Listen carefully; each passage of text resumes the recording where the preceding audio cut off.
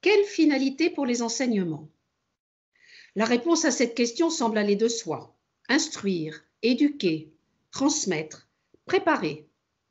Oui, mais encore, quel savoir transmettre? Quelle culture? Quelle priorité éducative? Partons de la relation consubstantielle de l'école française avec la République. Il nous a paru intéressant de nous demander si la trilogie des valeurs républicaines pouvait constituer la finalité de l'école et de ce que les élèves y apprennent. Pour répondre à cette question, nous avons sollicité 3 intervenants complémentaires à nos yeux. Une universitaire engagée dans la formation des enseignants, Line Dubas-Bocage de l'Université Cergy-Paris, la présidente d'ATD Quart Monde, porte-parole des parents et élèves les plus démunis, Marie-Alette Grard, et le proviseur conseiller politique de l'Association des collèges anglais, Eddy Playfair. Chacun d'eux nous a confié une contribution écrite et un entretien vidéo.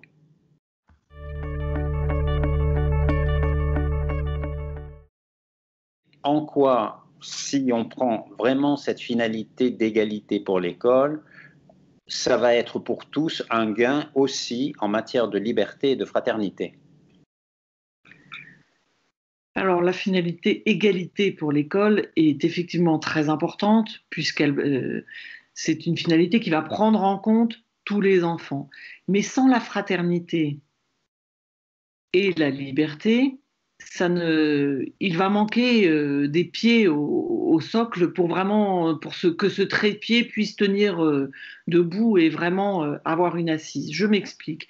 Sans la fraternité c'est connaître l'autre et reconnaître l'autre capable de me soutenir dans mes apprentissages et moi capable de le soutenir dans ses apprentissages, si je m'en réfère à l'école.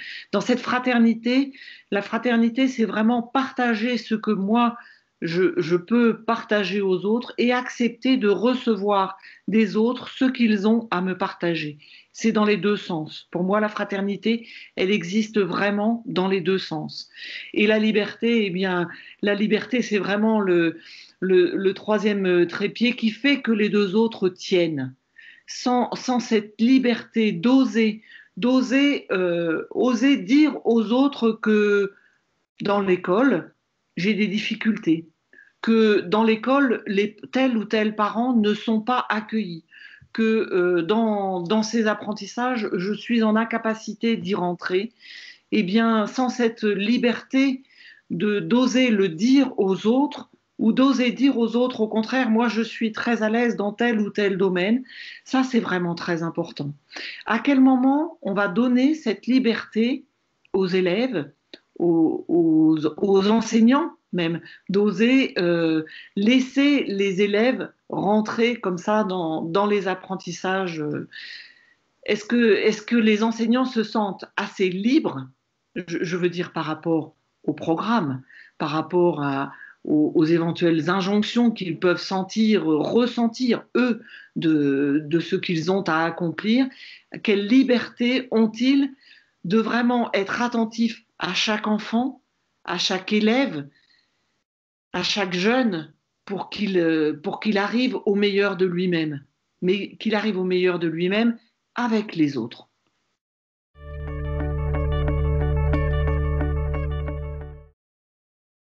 Vous avez dit, et ne vaudrait-il pas mieux parler de littératie? Et ce concept de littératie, effectivement, nous paraît aussi important à creuser. Donc, pourriez-vous nous montrer la pertinence de ces concepts pour l'école de ce début du XXIe siècle? Pour pouvoir parler, pour pouvoir écrire, pour pouvoir se servir du langage, il faut avoir des structures. Il faut avoir des structures, il faut avoir du vocabulaire, il faut avoir une grammaire, il faut avoir quand même des structures qui sont imposées, qui existent. Mais en fait, c'est en les pratiquant, c'est en s'en servant, c'est l'action, c'est en se servant de ces structures qu'on communique avec les autres, qu'on commence à pouvoir coopérer et vivre avec les autres et construire quelque chose avec les autres. Donc, alors, je propose qu'on peut parler, par exemple, de littératie politique. Quelles sont les connaissances de base qu'il faut avoir sur le système politique, sur les structures politiques, sur l'action politique, mais aussi l'action. Comment agissons-nous quand on est en communauté politique avec d'autres, quand on participe dans une action politique. Donc les deux ensemble, cette d'intégration entre les deux, constante entre les deux.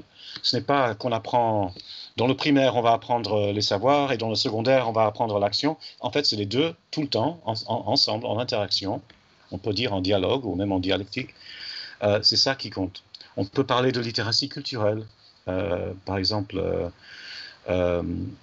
si on nous parle de participation culturelle, il faut quand même avoir des bases, il faut quand même avoir des savoirs, une culture générale, une culture commune avec les autres pour pouvoir après questionner, construire, débattre, etc.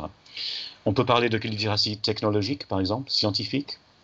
Si on veut comprendre le réchauffement climatique, il faut quand même avoir certaines bases scientifiques pour avoir accès aux idées, aux concepts du réchauffement. Mais le réchauffement climatique ne se résoudra pas au niveau entièrement scientifique. Ce sera une question, ce sont des questions sociales et politiques et globales.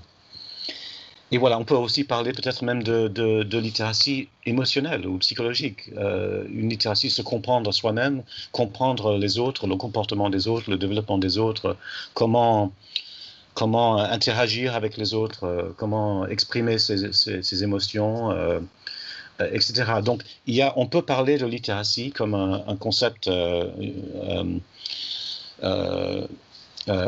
qui organise notre pensée sur la citoyenneté. Et donc, on peut, si nous parlons de littératie, on peut parler après de valeurs qui conjuguent ces littératies.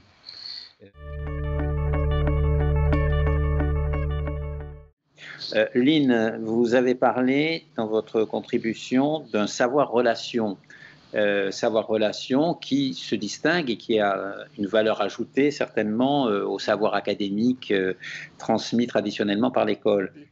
Donc le savoir-relation revient quand même aux enseignants, c'est leur responsabilité, on pourrait dire, de l'organiser, donc à travers par exemple des structures physiquement en termes de cercles dans lequel tout le monde serait dans une forme d'horizontalité, où la proposition des uns et des autres serait étudiée pour ce qu'elle est, et ensuite, en fonction des échanges et de ce qui serait élaboré dans le groupe, prendrait un autre statut.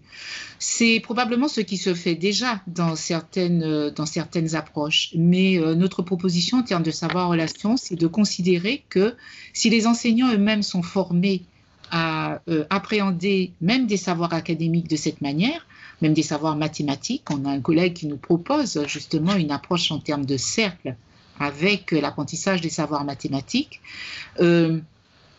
Alors, il y a, ça rejoint ce qu'on disait au début, il y a une structuration en fait de la manière d'interagir avec les autres qui va se retrouver, que ça soit au niveau de la classe, dans le groupe, ou bien à un niveau,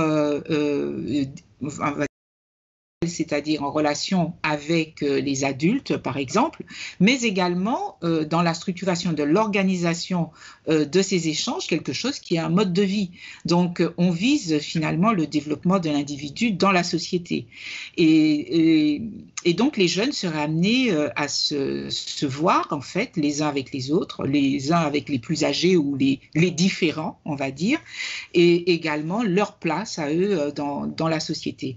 En tout cas, cette idée s'appuie à la fois sur une approche, on va dire, très sérieuse du socio-constructivisme, c'est-à-dire qu'on se construit, qu'on apprend avec les autres, mais et quels que soient les savoirs, du coup, qui sont en jeu, mais également que le fait d'apprendre de cette manière organise aussi des modes relationnels de communication, et que ces modes relationnels de communication, nous amènent aussi à envisager d'autres manières d'interagir plus tard.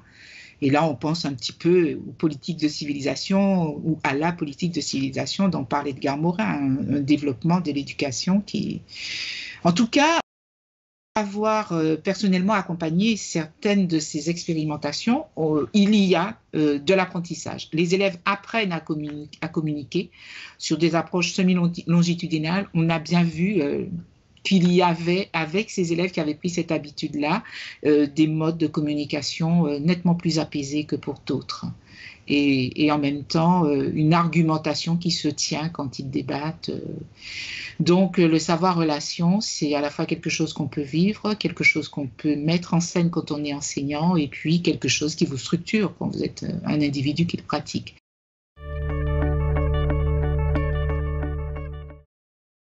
On retiendra d'abord l'opérationnalité de l'indivisible devise républicaine comme finalité de ce qu'on apprend à l'école. Pas d'égalité possible sans fraternité entre enfants, parents et professionnels de l'école, ni sans liberté des uns et des autres. On retiendra ensuite ce que le choix de ces valeurs comme finalité peut induire en matière de conception du curriculum. Plutôt que d'opposer ou de juxtaposer de manière stérile le plus souvent savoir et mise en œuvre concrète de ces savoirs dans l'action, pourquoi ne pas penser littératie culturelle, politique, scientifique, numérique en conjuguant savoir, compétences et leur mise en œuvre effective dans ce qu'apprennent et vivent les élèves? Plutôt que de penser de manière concurrentielle l'école et le monde, l'école et l'entreprise, l'école et les médias, l'école et la famille, ne pourrait-on pas, de manière féconde, passer de l'école des savoirs à l'école du savoir-relation, où le lien se fait entre les savoirs scolaires et les savoirs du monde, où l'on cultive relation à soi, à l'autre, à la planète, avec des enseignants qui en créent les conditions?